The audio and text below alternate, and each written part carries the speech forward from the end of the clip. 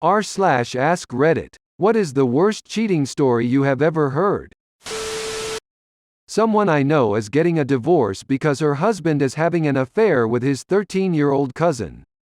The age thing isn't as big a deal, legally, in their location as the incest thing. But the whole situation is all sorts of fucked up.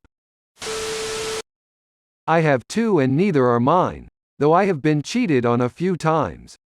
First, a friend and I were working one day. It was while I worked at a gas station, and neither of us was that great with customer service, but it was a nice day and we were in good mood. This woman came in and my buddy asked how her day was. Such a mistake. She told us that she had gotten engaged that morning, and we both congratulated her on that. The story wasn't done though. She said because of that, her boss had let her go home early to celebrate. She came home and found her fiancé having sex with her mom. The only thing I could think to say was, "So I guess the wedding is off." Second story. The same friend. He was dating this girl for about a year and a half. They had gotten very close until she ended up pregnant. She promptly freaks the fuck out. She goes between screaming at him and not answering her phone. Now it's kind of up in the air when the cheating started, because it may have been the reason for the freakout. During her freakouts, she starts cheating with some asshole. Guy's a real piece of shit. So while all this is going on, she goes and aborts the baby, doesn't tell my friend. He's trying to do the right thing and has been giving her money to get ready for the baby. She keeps accepting the money after aborting the baby. Then her mom dies in a car wreck. My friend shows up at the hospital and she refuses to let him in. Another guy shows up at this point, which is the first time he and my friend will meet. She allows the other guy in to comfort her. About a month later, she tells my friend that she had a miscarriage. She took two of her friends with her to the clinic who let him know that this is a lie. She's been alienating everyone and no one wants to participate in her lies anymore. She goes on a camping trip with 6 guys, comes back with herpes, and is pregnant. On the night she comes back, she finds out that he knows she lied about the miscarriage and shows up at his work and starts screaming at him in front of customers. She kept the second pregnancy. It's agreed that he dodged a huge bullet. Okay, so this story is not as dramatic as the stuff with cum brownies. It is real though. We met when we were both young. We hit it off and got together. We moved to her homeland. I struggle with a new country, a new language, getting a job, and all that shit. A few years into this I find out there is some other guy. We fight, we make up, and she promises not to see him again.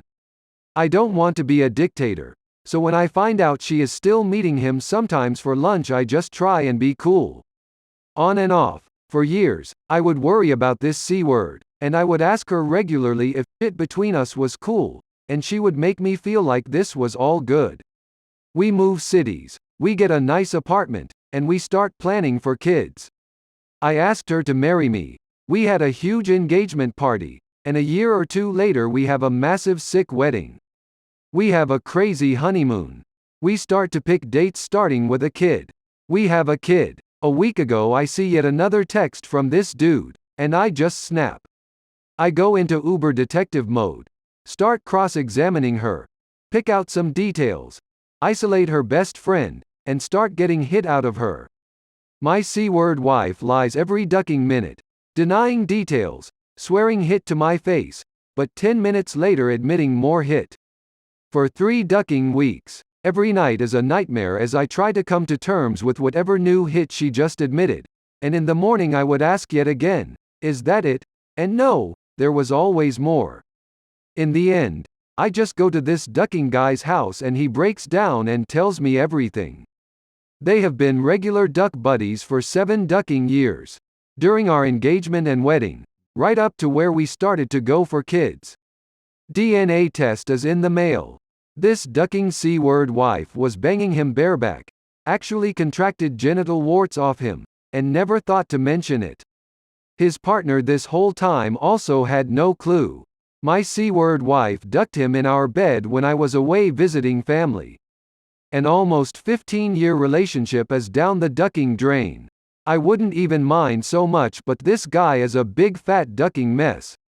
Gold to anyone who gives me some decent ducking advice right now.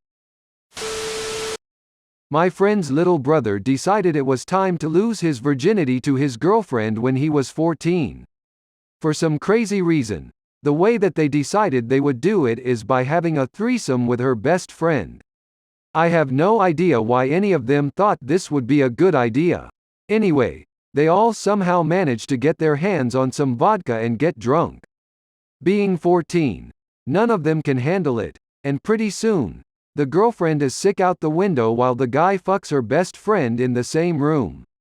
At this point, my mate sees that somebody is being sick out the window, so goes in to check it out, only to see his 14-year-old brother naked ducking some girl from behind. I have no clue what was going through that boy's head.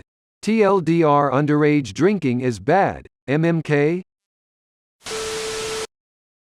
Not heard, but lived firsthand. I had been dating him for almost a year. Things were getting pretty serious and we had talked about moving in together. On a rare evening when I returned to my apartment after an ironically awesome date night, I opened up the old laptop to find a MySpace. Hey, this was years ago. Message from a girl I'd never met. Long message short, she's been sleeping with my boyfriend under the impression that we had an open relationship. She says that after looking at my MySpace page she had a feeling that was BS. She attached some of their email exchanges and it was him. I called him to confront him and after some brief denial, he starts to cry and apologize. I tell him to kindly fuck off, throw the phone, and proceed to the kitchen to demolish a bottle of vodka. Fast forward half an hour or so and he shows up. Doesn't knock. Just comes in and finds me in the kitchen. He begs and pleads for forgiveness and I'm not hearing it. You could see the crazy eyes switch on at this point. He reaches behind me and grabs a chef's knife out of the block. Starts saying that he can't live without me and that whatever happens to him at this point is on me if I refuse to take him back. I manage to stand my ground and he leaves, with my roommate's knife. She's still pissed. I call the police and while they're taking the report I get a suicide note via text message. I show it to the cop and they go on their way. About an hour later, we're talking 2 a.m. at this point. The cop comes back and says, "We found him." I don't know anything about his condition other than he's alive. Son of a bitch had slit his wrists and throat and drove into the bay. He ended up fine. Admitted for a few days to the psych ward. Cue craziness and stalking for a while. He finally disappeared from my life for good in an unrelated incident when he was arrested for attempting to pay for sex with a minor. I went to her 18th birthday party. I wandered around mingling with all her friends and then I realized I hadn't seen her anywhere in like 45 minutes.